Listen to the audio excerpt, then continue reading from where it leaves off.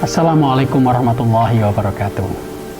Saya Al-Makin, Rektor UIN Sunan Kalijaga Yogyakarta, dan saya anggota ALMI, Akademi Ilmuwan Muda Indonesia. Kali ini saya akan mengajak berbincang tentang pentingnya keragaman. Yang pertama, keragaman ini sangat penting bagi bangsa Indonesia. Karena keragaman itu adalah salah satu tanda bangsa itu akan maju. Peradaban dimanapun juga di seluruh dunia yang mencapai puncak keemasan karena menghargai adanya keragaman. Baiklah, kita runtut dari peradaban sebelum kita, yaitu era Majapahit.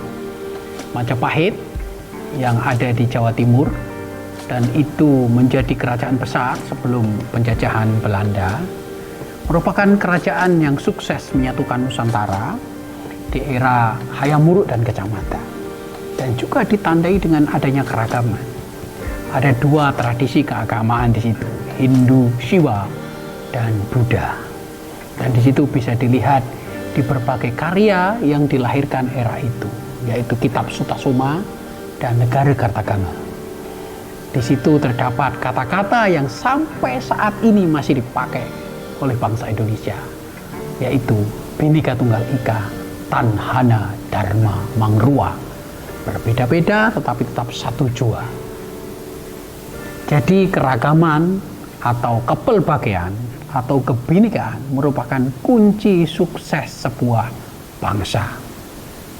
Amerika saat ini juga penuh dengan keragaman. Biasa disebut sebagai melting pot, yaitu bangsa dan ras etnis di seluruh dunia datang ke Amerika menjadi imigran dan menjadi citizen atau warga Amerika. Amerika maju karena dia penuh dengan berbagai macam tradisi, mulai dari Timur Tengah, Eropa, Asia, Afrika, semuanya ada di Amerika. Dan inilah modal Amerika untuk menjadi superpower dunia. Bisa kita lihat juga dalam peradaban Islam, misalnya Daulah Abbasiyah yang ada di Baghdad. Di situ juga penuh dengan keragaman. Tradisi Arab tentu saja karena dia Muslim, tradisi Persia, tradisi Romawi, tradisi India, semuanya ada di Daulah Abbasiyah.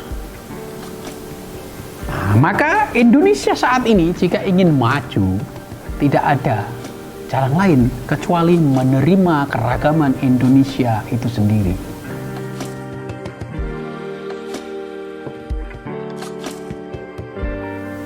Dan tentu saja Indonesia itu sangat beragam. Ya, satu, keragaman Indonesia dari sisi etnisitas. Di Jawa saja sudah berbagai macam suku. Tentu saja suku Jawa yang dominan. Kedua, suku Sunda. Ketiga, suku Madura. Jawa pun bermacam-macam. Ada Jawa Timur yang berbeda dengan Jawa Tengah, Solo, Jogja, ada Pemalang, ada Banyumas yang bahasanya lain. Sunda juga sama, bermacam-macam. Madura. Kemudian di Jawa sendiri sekarang merupakan melting pot. Kalau kita berbicara Amerika, ya, Amerika adalah melting pot, maka Jawa juga melting pot. Di Jawa ada berbagai macam suku, Dayak ada, Batak ada, Papua ada, Bugis ada, apalagi di Jakarta. Di Jakarta berbagai macam suku bersatu, berbagai macam suku hidup berdampingan, dan itu sudah mulai sejak era kolonial Belanda yang waktu itu disebut Batavia. Maka Jakarta juga melting pot. Inilah maka kita dengan bangga bisa disebut sebagai negara plural, negara yang kompleks, negara yang beragam. Itulah Indonesia, Bhinneka Tunggal Ika. Kata-kata yang diambil dari Kitab Sutasoma yang ditulis pada era Majapahit.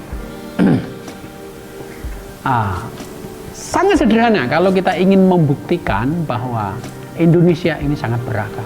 Dari mana? Dari makanan. Coba kita dari Aceh sampai Papua, ada berapa jenis makanan yang berbeda-beda dan rasanya juga berbeda-beda. Dan saya yakin kita akan menikmati semuanya. Di Aceh ada nasi goreng kambing, ada pliu.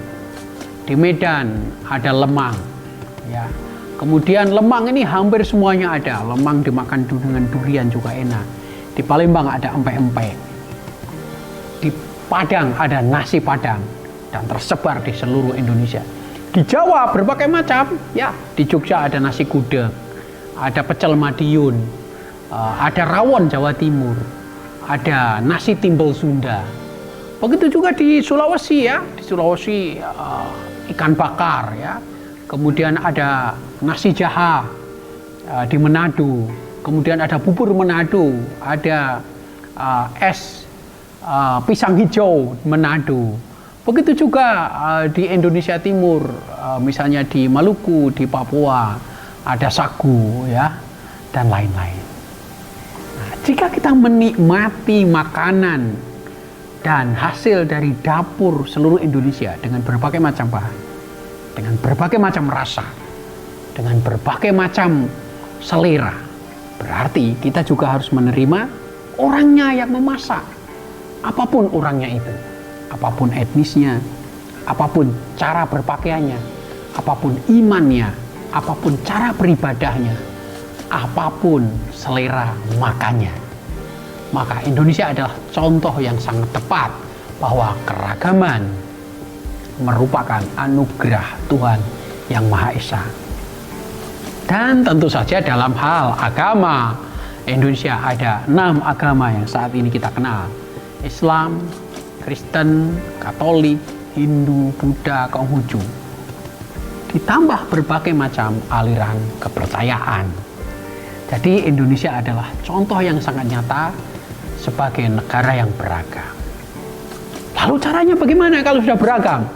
Kalau sudah beragam, kita harus sadari itu, kita harus terima itu sebagai anugerah Allah Subhanahu wa taala.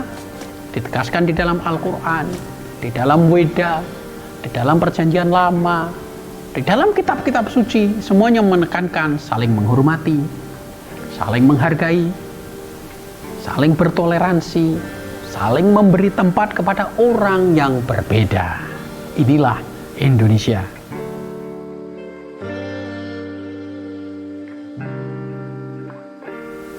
Lah, keragaman ini jika tidak disadari, jika tidak dipahami, jika tidak diresapi, ini bisa menjadi ancaman.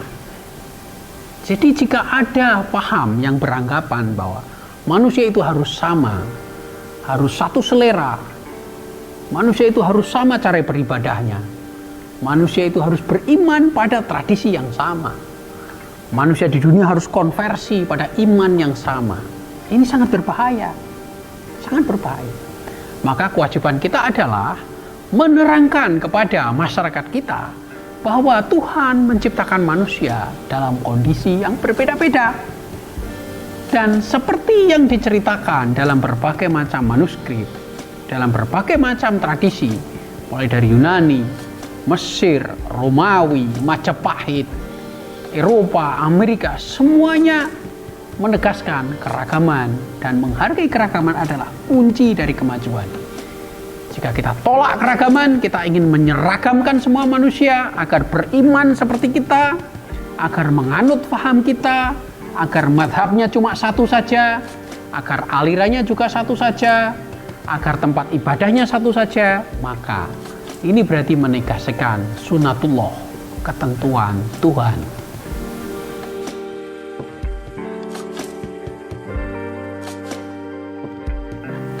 Nah, akhir-akhir ini di Indonesia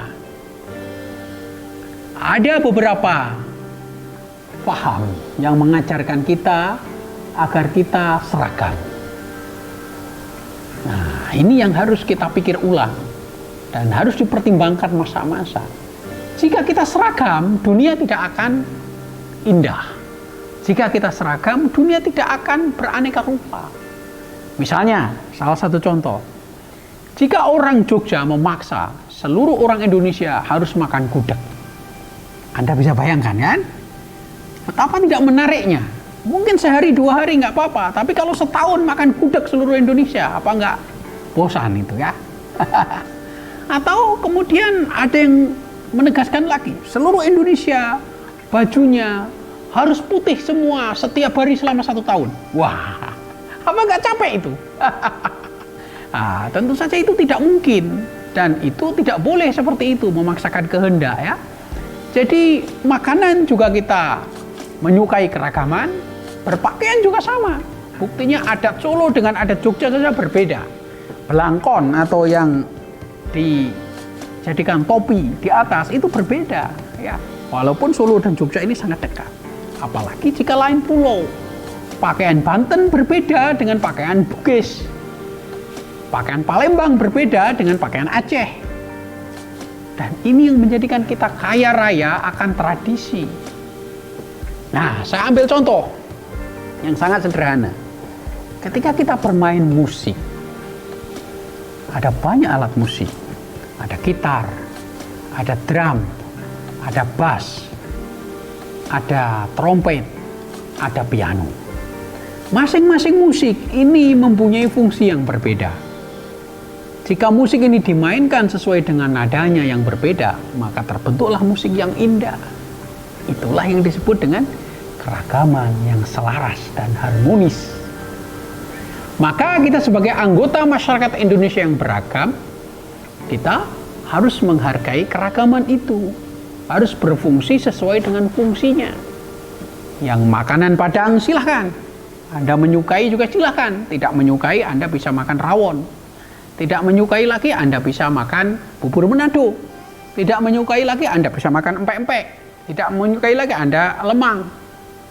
Nah, inilah alternatif yang ada di Indonesia, dan semuanya hidup secara berdampingan, secara bersamaan, saling menghargai, saling bertoleransi. Nah, akhir-akhir ini kita lihat ada usaha-usaha yang mencoba menghilangkan keragaman ini.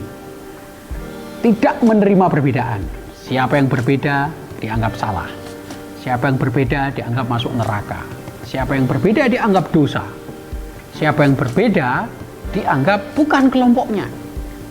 Nah, inilah paham yang mengarah menjadi fanatik, menjadi radikal, menjadi fundamentalis yang tidak sesuai dengan alam Indonesia, tidak sesuai dengan ketentuan Tuhan yang menciptakan alam ini.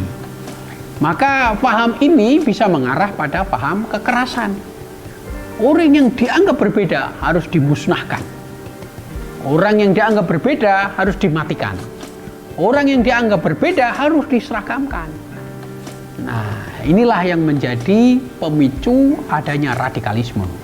Bahkan terjadi terorisme. Kenapa? Karena ingin menyeragamkan orang agar setuju semua. Maka patut digarisbawahi bahwa tidak semua orang itu menyetujui kita. Tidak semua orang itu sama dengan kita. Tidak semua orang itu mempunyai pandangan yang sama dengan kita. Bahkan kebalikannya, dengan adanya perbedaan, itu kita jadi kaya. Dengan adanya perbedaan, kita menjadi bijak. Maka menjadi salah kita bahwa sebetulnya perbedaan itu adalah rahmat. Perbedaan adalah hikmah. Dari perbedaanlah peradaban itu maju. Demikian dari saya. Assalamualaikum warahmatullahi wabarakatuh.